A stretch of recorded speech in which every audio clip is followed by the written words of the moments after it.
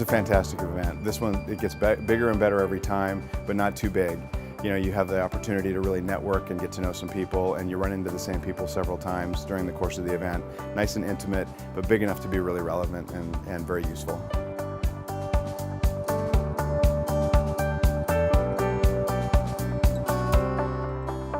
We want to protect our customers. We want to ensure our merchants are profitable. We want to ensure that we have vendors that are profitable, and but we need to make sure that everything is also safe.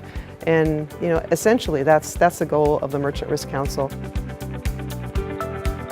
It's a big industry for the fraud and payments sector, and it's also one that has to be addressed between different departments in victim organisations. So between the cybersecurity department, between the fraud department, and between business and revenue generating aspects of the business, in order to basically secure a safe environment for customers and also to engage and continue with continuity for the business.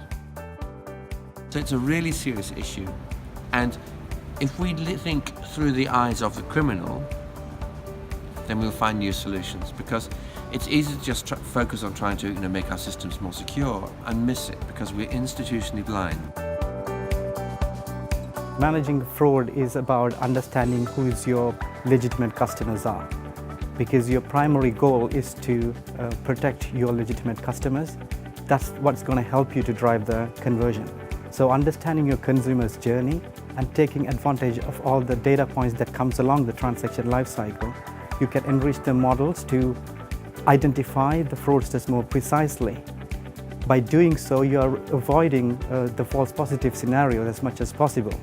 So the result of that will be a higher conversion, lower false positives, and a very accurate prediction of fraud as well. Probably the biggest single new innovation is the machine learning explosion and the mining of the big data that is just changing the game for everybody. The future will be more fingerprinting, biometrics, facial recognition potentially, mouse clicks, tilts of your phone, and all that comes around biometrics to provide you an instant gratification, but still making sure you are who you say you are. The evolution of fraud prevention and fraud detection is actually very interesting. About 5 years ago, the state of the art was rules-based systems, and these were hand-managed, curated, and manually updated over time.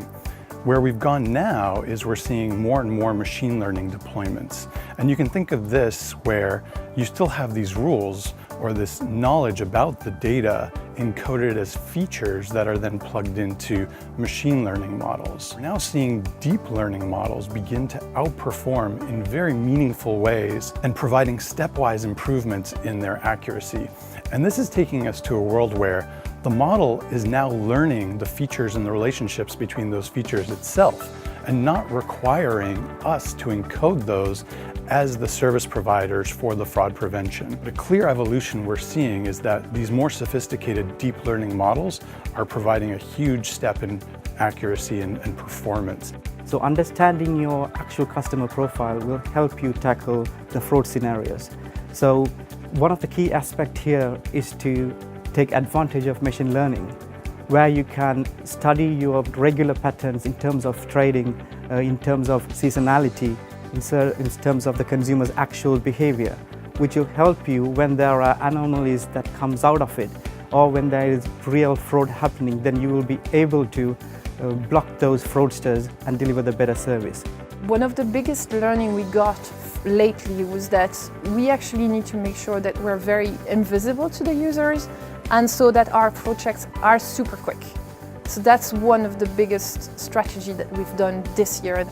In order to understand how to prevent it, you need to first look at what fraud is occurring. That would be the starting point for any merchant. How big a fraud issue is how big is my issue, but also what's driving that. And then from there you can then go and try and target the biggest proportion of that and try and set up a steady strategy. I would say the theme of the Dublin conference is the future is now.